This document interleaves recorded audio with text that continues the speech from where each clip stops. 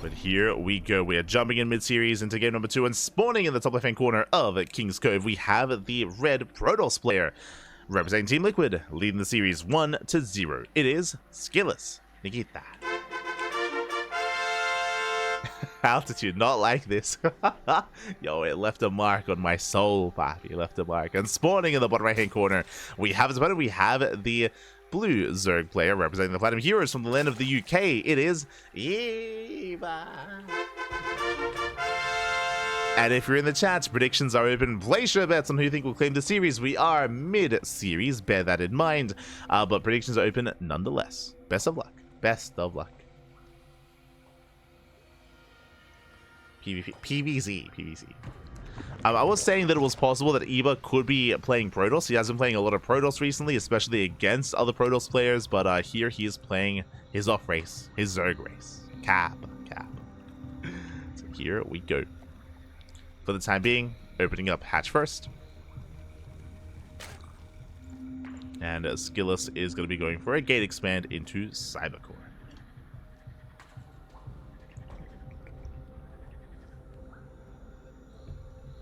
Here we go. So standard openers for the time being. When it comes to King's Cove, it is very secure on 3 bases. Your third base is on the high ground, on the same point of elevation as your natural. We have all these ramps. We have all these ramps and choke points, I should emphasize. So very defendable on 3 bases. The 4th base, though, is more exposed. Whether it's the center 4th base or the base on the left-hand side, it is a little bit easier to engage from multiple angles of attack, and the defending player can have a harder time protecting this location if they don't have map control. That's the big if, though. If a Terran or Protoss or the aggressing player is able to be in your face, and they can freely expand behind it despite how exposed the bases are. Which we have seen from time to time.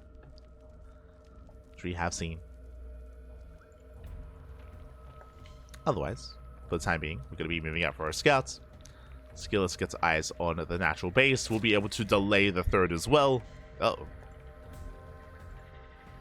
Yes, the probe's on the chase. Ooh, the drone will slip by, and the expansion will be taken. Or will it?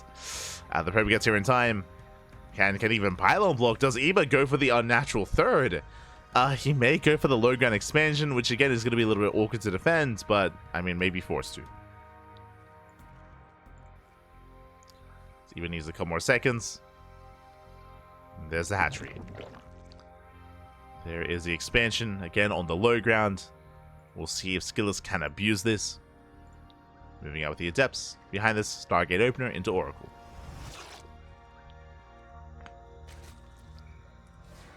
It's going to be into Oracle.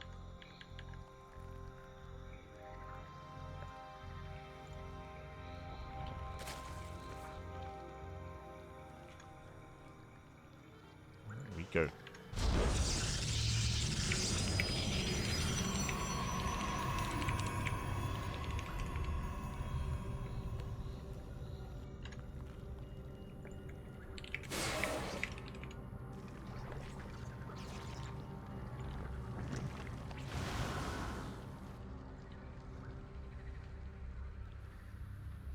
Let's say throw in the shade.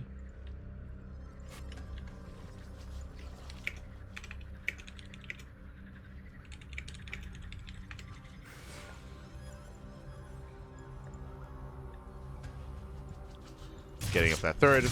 It looks like CLC won't quite commit with the Adepts. Is more concerned with safely expanding and getting his 3rd base. I didn't get to see what happened in game 1, so I wasn't too... I don't know how aggressive Eva was when it comes to denying that 3rd base, but SKillous just playing very safe. Just really safe play here out of SKillous. Not being too active with the Adepts, keeping them at home. Likewise, Oracle dips in, and hasn't gotten much damage yet. 2nd Oracle's on the way. And SKillous, he will get the 1 drone, gets 2. 2 workers go down. Behind this, Twilight Council on a Forge, working towards +1 and Blink. And we'll see what SKillous does embrace.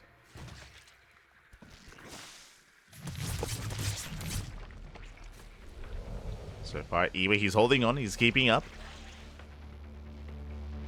So he's holding his own pattern. Now moving out with 4 Adepts. Ooh, going for a charge follow-up. Okay, SKillous being a lot more assertive. We're going to be in the face of his opponent, of Eva. Adepts a threat in the shade. Doesn't quite commit. Not yet. Oracle Sword's a natural. Queens are trying to keep up. So far, so good. But he's holding on. We'll lose one drone. One worker goes down. Plus on melee on the way. Again, a sign that Eva is intending to go into Hydras. Is intending to take up.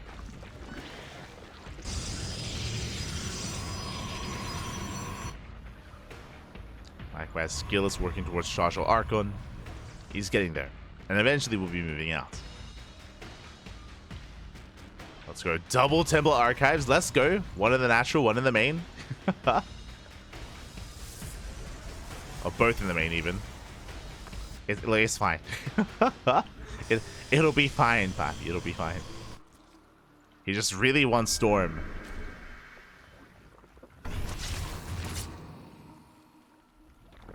This Revelation goes off. Now, oh, we cancel it. Let's go. He notices. Does cancel in time. Ah, Nikita is too good for that. Cancels Temple Archives. Storm should be on the horizon.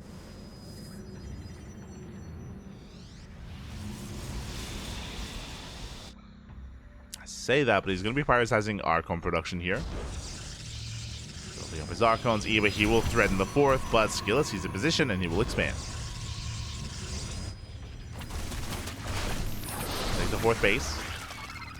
Chasing back the Lings. SKillous actually going to be committing here. He's not all in, but he's going to try and apply pressure, clear up creep, and threaten that center expansion. He's forcing out roaches. And then he backs off. He pulls away. Warpins in production. Second robot for double, I would imagine, double immortal production from the side of SKillous. Still no Storm.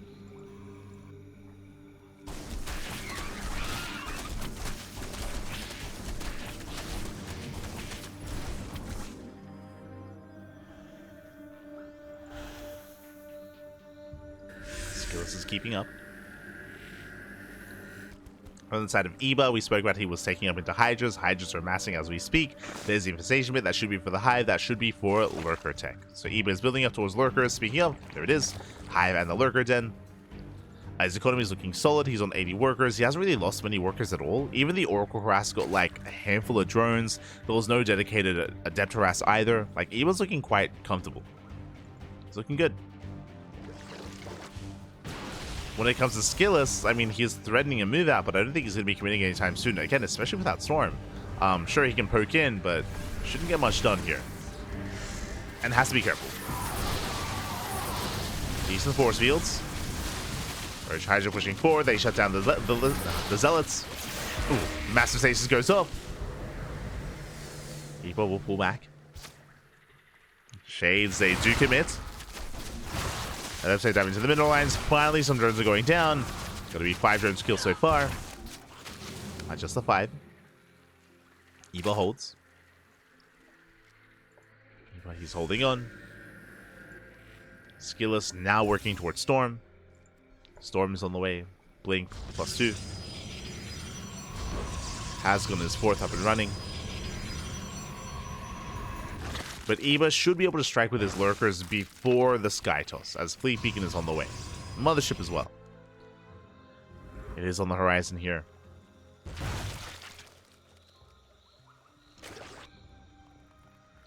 Now, we have seen a lot of Protoss players actually just go for the Fleet Beacon solely for the Mothership, just to support a ground army. Again, the Mothership nowadays is actually very strong. Not just when it comes to its utility, but like even its regular attacks as well. Like, as a supportive unit, it's a much better at its role here. Much better. We've heard that players like Lambo have been struggling against certain Mothership rushes and Mothership just supportive compositions. So we'll see how Eba handles this.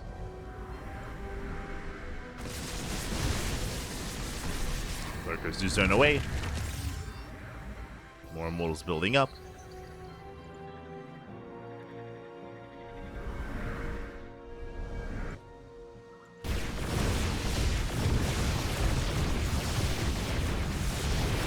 SKillous, he will rotate. Eba going for a rich counterattack. He gets spotted. SKillous, he's aware. Warps in back at home. He's ready for this. At the same time, pushing forward. Decent storm. Lurkers are going for the dive. Trying to dive in. Forcing out more storms. Roaches are coming from behind as well. Trying to go for the surround. He's trying to get on top of this High Templar. We'll get one of them. One High Templar goes down. Immortals are getting caught out as well. This time there's no mothership. And ooh, SKillous takes a lot of losses. But he does survive. Still maintains the army. Eva barely didn't have enough. SKillous, he backs off. He maintains most of those Immortals. And here comes the mothership. Mothership is coming in. Eva has to pull back. Rebuilding on mainly Ling Lurker. There we go. Double Stargate on the way, and now SKillous is getting ready for that Skyjewels transition. Tempest production has begun.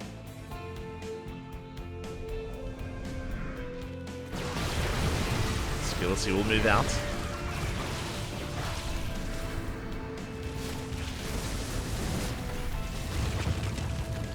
Move out across the map. Eva so far keeping up.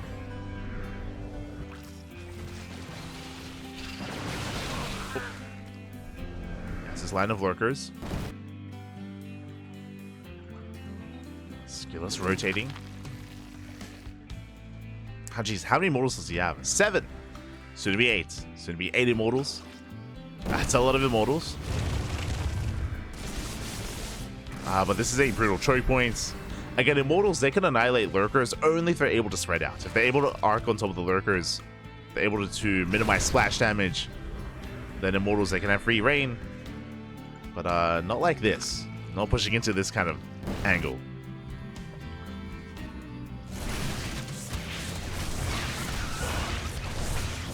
We see SKillous rotating. Does kill one of those lurkers. Does snipe one.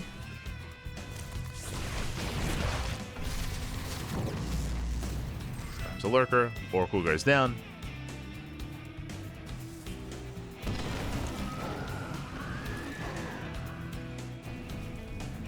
Do see drop lords into the natural.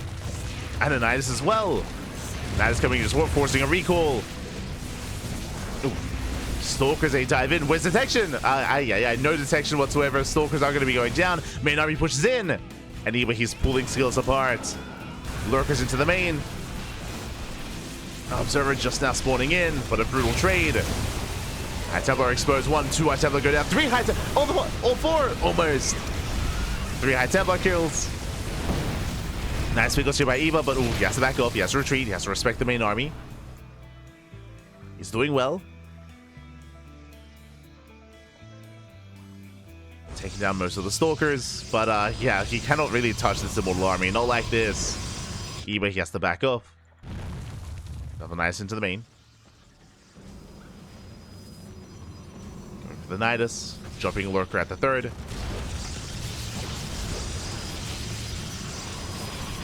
Nidus is denied.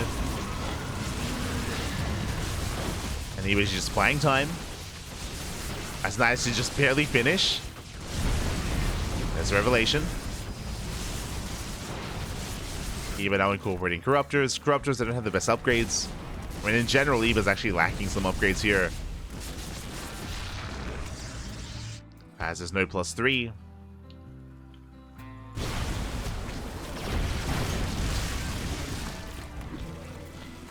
And SKillous is getting that more perfected army. With Immortals, Tempest, really only missing Storm.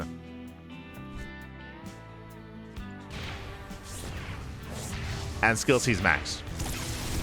At this point, he has maxed out. He will soon push, and SKillous, I'm sorry, Eva, just now starting +3. Getting to +3. Ideally wants to try to trade and buy time. Going for more Nidus Worms. Let's wait for more. Nice snipe on the Overseer.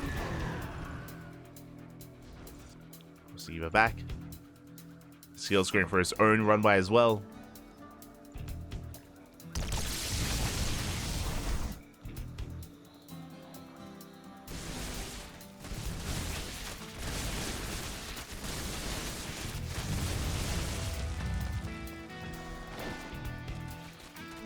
Yeah, but he does at least delay some of the expansions.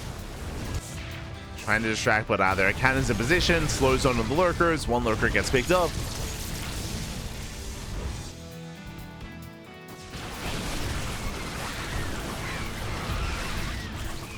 And SKillous is just perfecting his army. Coming in, trading out these Elves and Stalkers. He wants to lose this as efficiently as possible. Storm's going up.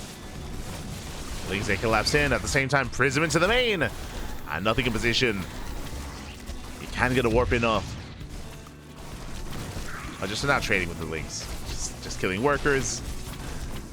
We're finding behind this, getting into Void Rays. Into more Sky Toss. Lurker try to drop in. SKillous, he defends. This time he defends, he shut this down.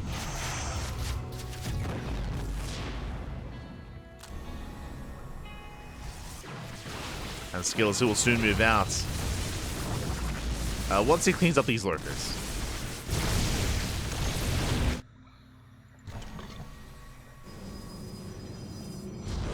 Alright, what does he have? Still 7 Immortals, still only 4 Tempest. I'm a little bit surprised that he hasn't incorporated any more Tempest or Carrier.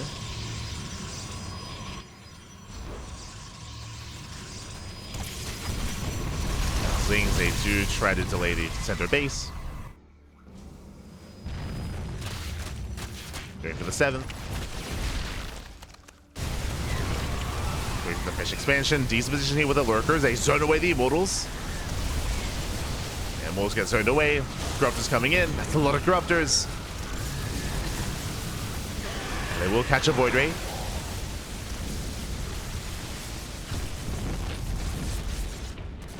The expansion should be cancelled. It is denied. SKillous stuck on 6 bases. I mean, still a solid economy. Still looking good. Tempest poking in.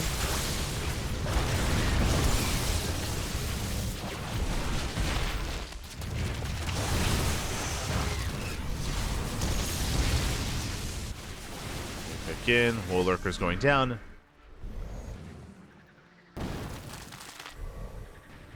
Eva, I mean, his base and drone count is a little bit lackluster here. I do think we expect more, especially in this kind of split map scenario. Where SKillous is fighting for expansions, Eva should have every other base on the map. Should have all these bases, should have full saturation. Maybe on 69 drones instead. Nice. But it's going to hurt him in the long run. Instead, going for a larger army.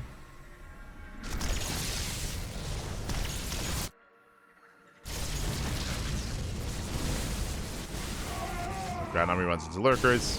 Skytell's maneuvering over. Corruptors, they don't quite catch out the Tempest. SKillous, he has enough to protect them.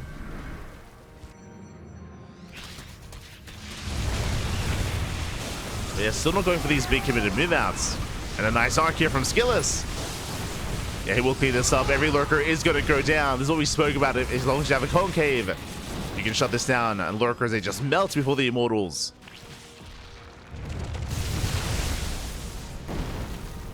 No Immortals on the right-hand side. Archons are building up. Rotating over, going for another expansion. We'll bring it down. Eva going for the Nidus. SKillous, he is maxed out. He can't warp in. He's got the 1 Stalker. Which means the Nidus is going to finish. Finish up. At the same time, SKillous trying to push forward. Nice fungal. Okay, Nidus is cleaned up. The Immortals are coming from behind. Where are the Archons? The Immortals are exposed. Oh my god, they just shut down the Lings anyway. They don't even care. Lings are cleaned up. Just make Immortal back. True. Templar, they almost overextend. Almost. Corruptors. They zone away. But SKillous is getting more ground. Eba going for a desperation counterattack, trying to force SKillous back home. SKillous, he has a defensive army. Again, this entire time, SKillous has just been having two forces here. One more defensive, one more aggressive. He's been keeping up.